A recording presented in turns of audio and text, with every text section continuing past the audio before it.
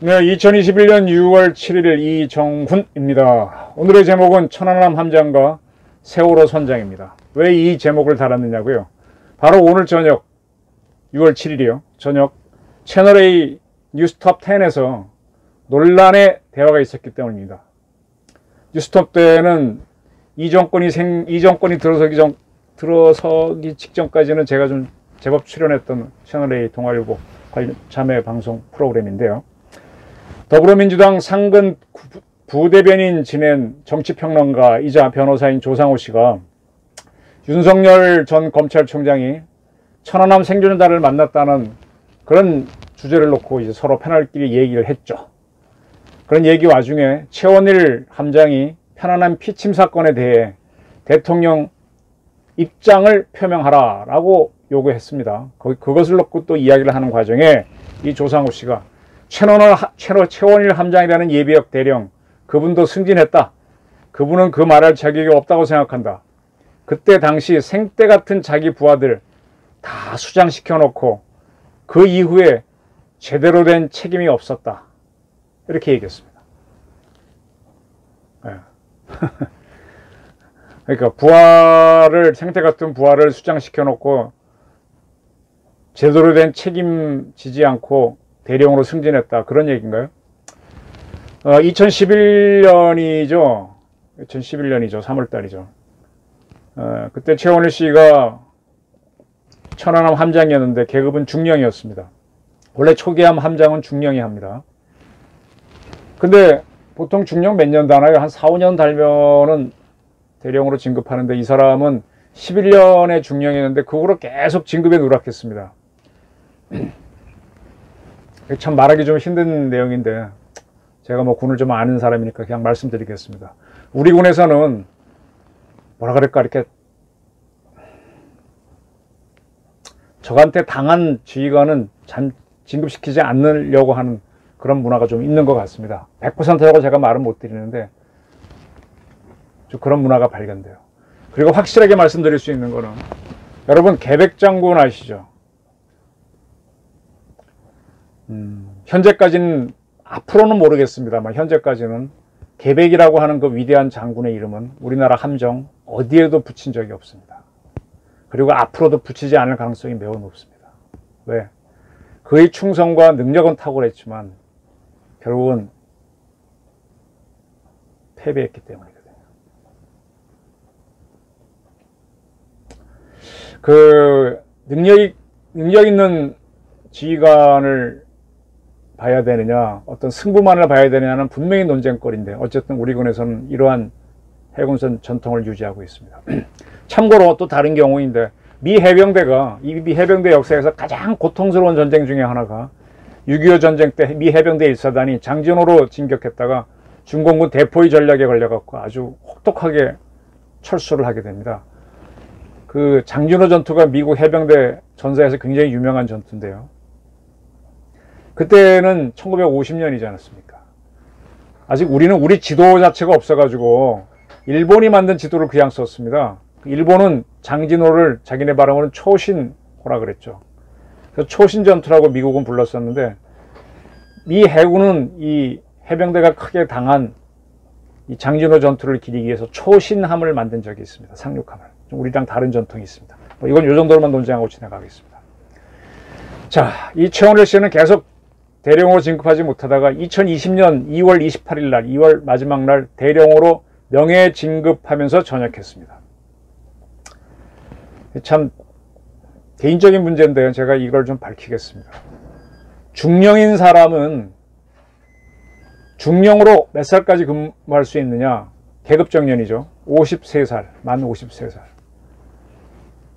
그리고 중령으로 몇 년간 근무할 수 있느냐? 쏘이 달고부터 쭉 장교되고 나서 근속정년은 32년입니다.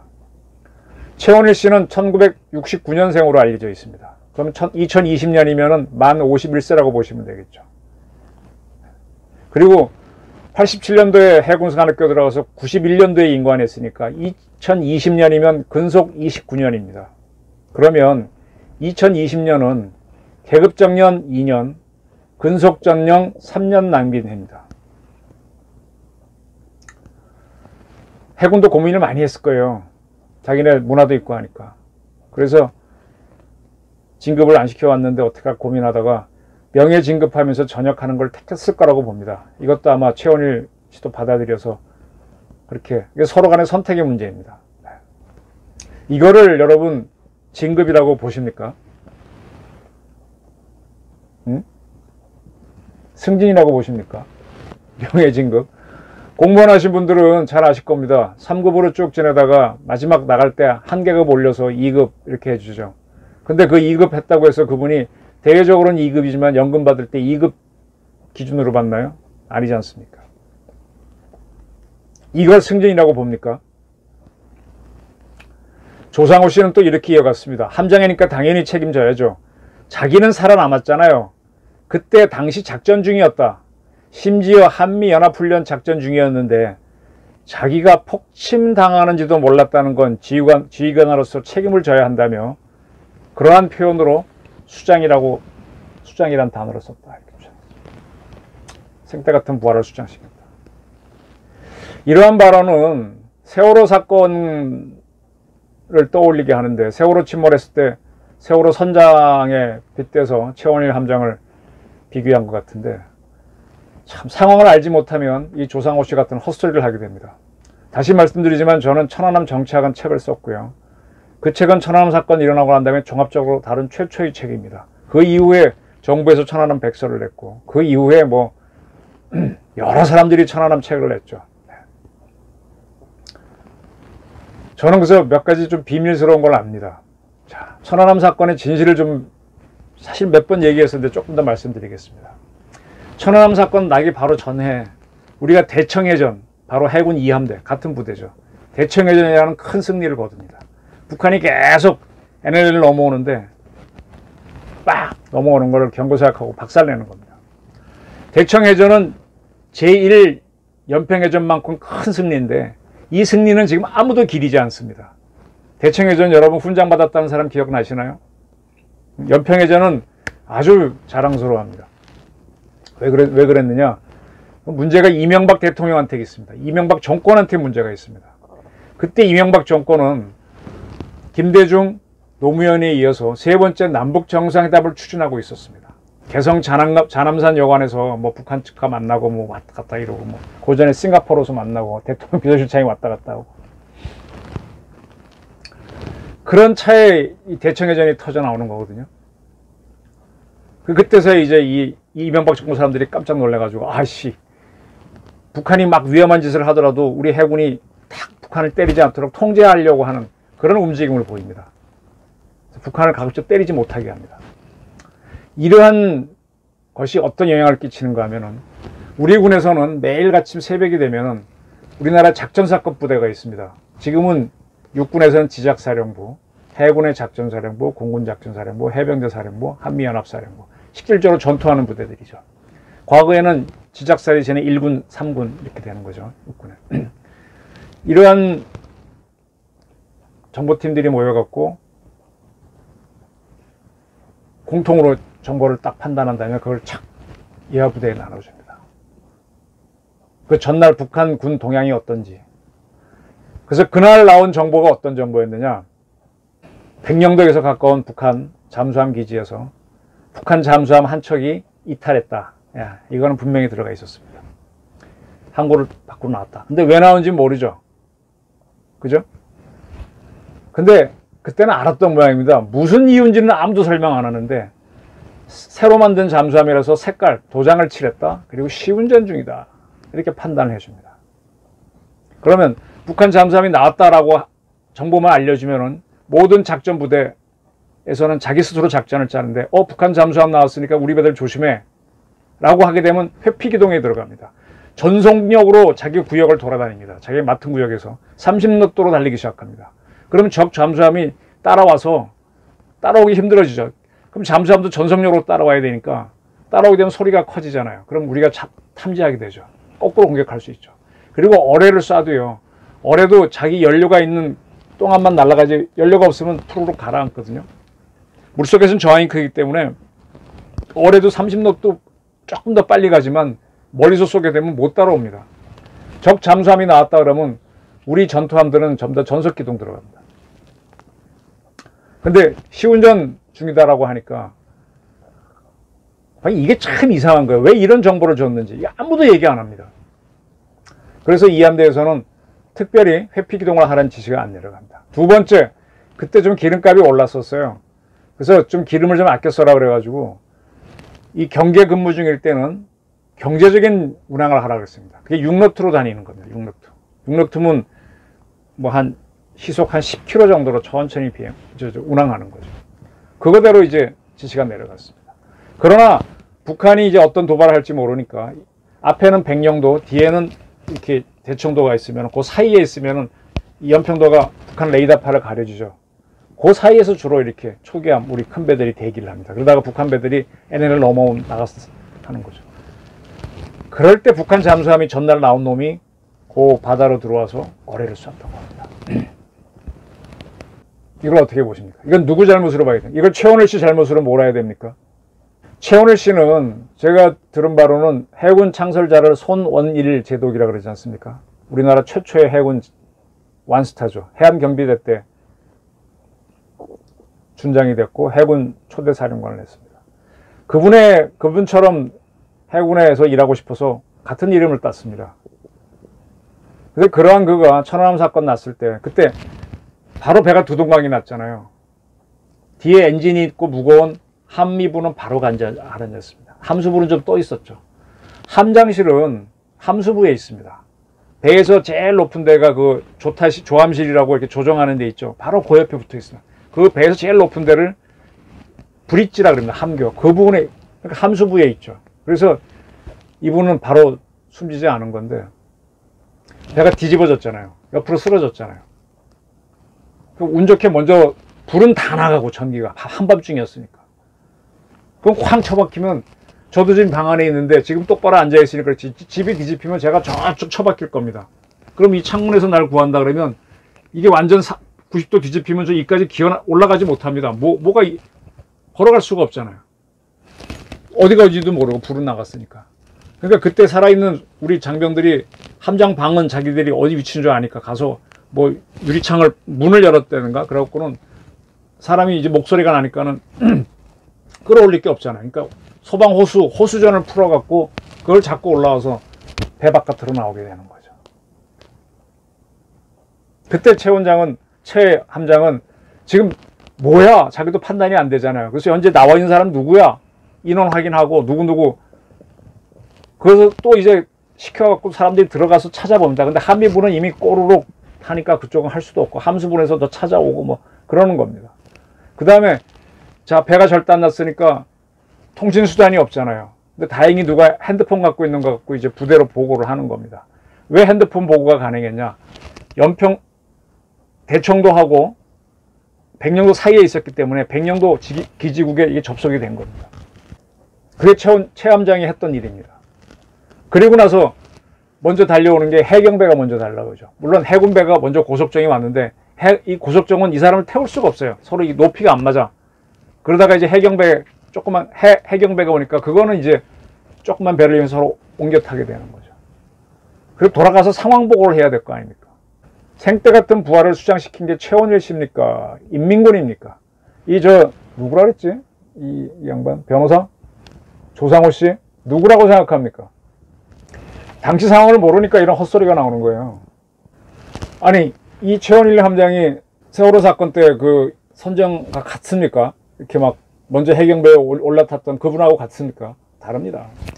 이 천안함 사건은 남북 정상회담을 꿈꿨던 정치가 안보를 짓눌렀기 때문에 일어난 사건입니다. 군인들한테 맡겨놨으면 아니라는 사건입니다. 해군 2함대 사령관 대청해전 하고 나서 훈장 받았습니까? 그리고 언론도 이 승리를 제대로 그때 평가해 주지 않았어요.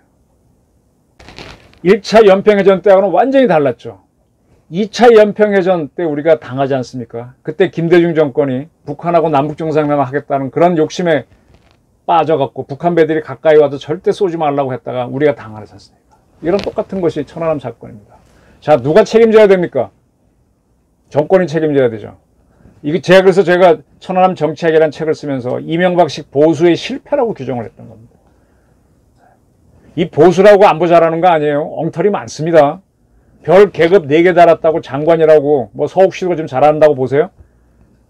서훈씨 뭐 안보실장 잘한다고 보세요? 이명박은 실패한 보수입니다. 왜 그때 정보부대들은 제대로 된 정보를 작전부대에 주지 않았는지 그거 조사했어야 됩니다. 철저하게 조사했어요. 저는 박근혜 정권 들어섰을 때 그거 하고 성남 비행장 앞에 제2롯데월드를 허가한 거는 박근혜 정권이 조사할 줄 알았어요. 안 하더라고. 그래서 박근혜 정권도 저는 그런 면에서는 엉터리라고 봅니다. 세월호 사건은요, 세월호 선장은 계약 사원입니다. 배에서 가장 중요한 사람인데 그 사람이 정식 사원이 아니고 월 200만 원 받는 계약 사원입니다. 그건 뭐예요? 자기 선장 자격증 대여한 거죠. 그러니까 그 사람은 계약 사원이 무슨 일을 하겠습니까? 그냥 배만 타고 왔다 갔다 할 뿐이지. 그 밑에 사람들이 다 하는 거죠. 우리 최원일 함장이 이렇게 일을 했나요? 그는 자기가 중요한 사람이기 때문에 부하를 모아갖고 살아있는 사람 모아갖고 인원 파견하고 보고하고 자기 할 일을 했지 않습니까? 세월호는요 많이 엉터리였습니다. 이 배는 그날 출발이 늦었습니다. 그 안에 뭐 벨라스틱 탱크를 제대로 못 채운 건 차치하고 물건을 육지에서 물건이 늦게 실었습니다. 그 출발이 늦었죠. 그러면 빨리 가야 됩니다. 근데 왜 도착은 제 시간에 해야 돼요? 왜? 제주에는 딱 배 들어올 시간에 맞춰갖고 그 물건 받아갖고 가져가면은 우리나라에 마트 많죠. 마트에도 배달해야만 아침에 문 열 때 같이 나오는 거죠. 뭐 공사장에 갈 자재도 많고 다 시간 맞춰놓은 겁니다. 그러니까 제주항에도 저도 입에 타고 과거에 가보니까 트럭들이 쫙 대기하고 있어요. 이거 늦으면 컴플레인 진짜 많습니다. 그러니까 배는 빨리 가게 되는 거죠. 근데 이 짐은 뒤늦게 많이 실었는데 많이 실었으면 이렇게 바짝바짝 묶어야 되는데 묶는 걸 고박이라는데 제대로 안 했거든요. 근데 빨리 갑니다. 빨리 가는데 물살발은 바로 팽목항에 지나서 획 돌다가 무게중심이 밸러스트 탱크에다 물을 제대로 안 채웠고 위에가 짐은 많이 실어 무거워서 휙 자빠지는 거예요. 근데 짐이 확 쏠리는 겁니다. 그걸로 못 일어나는 거죠. 전혀 다른 겁니다. 매우 많은 것이 엉성했어요. 세월호 사건 때는. 선장은 자격증을 빌려준 사람이니까 배가 자빠졌을 때 해경이 와서 구해줄 때 자기도 먼저 살아야죠.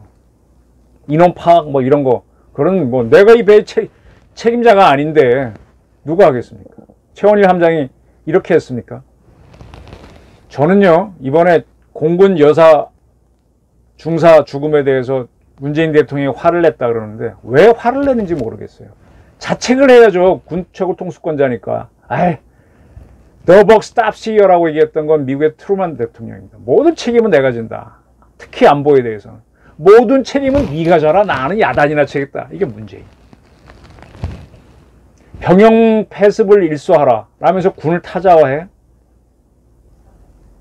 자기 부하의 죽음과 그리고 범죄를 자기와 분리시켜요.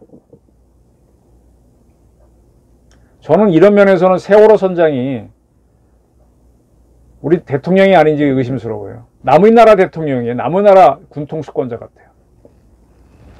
선장이 가라앉는 배와 함께 수장하는 거는요 사고가 났을 때입니다. 사고가 나가지고 막 승객들을 최대한 이렇게 대피시키고 그러다 보면 자기는 너무 시간이 지나서 깔아앉는 배에서 어떻게 할 수가 없을 때 용화시처럼 경에 딱 하고 이렇게 수장하는 거죠.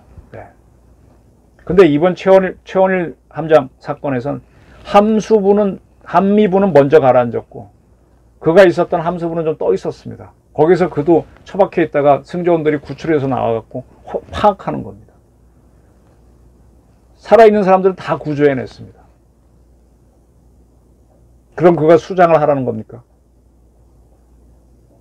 웃기는 이야기입니다.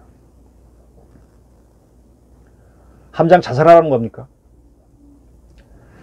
공군 여중사를 괴롭힌 군인들이 문제라면 이 최 함장에 대해서 이렇게 얘기하는 이 사람도 그 괴롭히는 사람 아닌가요? 탁현민 비서관이 그 이중사 추모소에 문재인 대통령이 간 모습에 대해서 이렇게 뭐라고 얘기한 게 보도가 됐습니다. 사람이 심금을 울리는 그런 보도가 나왔습니다. 문 대통령은 이모 중사의 추모 공간으로 향했다. 국화꽃 한 송이를 놓고 대통령이 한참 머뭇거렸다. 왜 머뭇거렸을까요? 책임 회피하기 위해서 머뭇거린 거 아닙니까? 비난이 자기한테 날라올 수 있으니까. 그리고 천안함 사건 행존자들이 현충 원으로 온다는 정보는 이미 다 보고됐으니까 그거 회피하기 위해서 이쪽으로 간 거 아닌가요? The buck stops here. 모든 책임은 내가 진다. 대통령이 이렇게 가야죠. 전 참 답답합니다. 어떻게 천안함 함장하고 세월호 선장을 비교합니까? 세월호 선장하고 비교할 사람 따로 있습니다. 야, 이젠 생방송 TV에 나왔고 저렇게 주장까지 해요. 계속 뭘 덮으려고 하는 겁니다. 네? 6월 3일 회의에서 대통령이 현충일 추념사에서 이중사 사건을 넣어라. 뭐 사람이 신금을 울리는 얘기 자꾸 집어넣으려 하는 거 이게 다 뭐 도망가기 위한 게 보이지 않습니까? 이것도 못 읽어낸다면 대한민국은 전작권 받아와서는 절대로 안 되는 나라입니다. 국가 안보가 얼마나 중요한 건데 대한민국 공무원이 가서 북한에서 불태 죽고 사격받아 죽는데도 찍소리 못하는 대통령이 여건 죽으면 왜 이렇게 애달바 합니까? 왜 이렇게 눈물 코스프레를 합니까? 이게 국가입니까? 지금 대한민국이 세월호 아닌가요? 천안 선장과 함장과 세월호 선장 그 둘을 제대로 비교하지 못하고 정치가 군 안보를 짓눌렀을 때 어떤 결과가 나는지 그걸 깨닫지 못한다면 우리는 국가를 운영할 자격이 없는 나라입니다. 대통령 측근에 있는 사람들 이렇게 수가 보이는 걸 많이 하시는데 대통령은 국가 안보를 책임지라는 거지 북한하고 찍소리도 못하고 북한하고 짝짝꿍 하라고 뽑아준 거 아닙니다. 진짜 똑바로 가주시기 바랍니다. 경청해 주셔서 감사합니다.